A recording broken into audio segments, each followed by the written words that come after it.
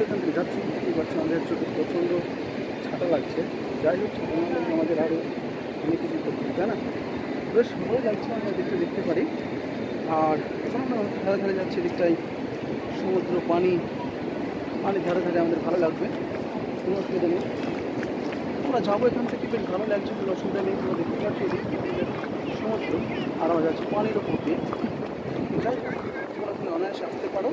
আর তোমাদের আরও একটা জিনিস দেখে দিই, এই দিকে লক্ষ্য করো, তোমার যে ওখানে ঘর ঘরগুলো আমার দিকে আছে, কোনো অসুবিধা নেই, তাই না? তো এই হচ্ছে ব্যাপার, একটু আর কোনো ব্যাপার নেই।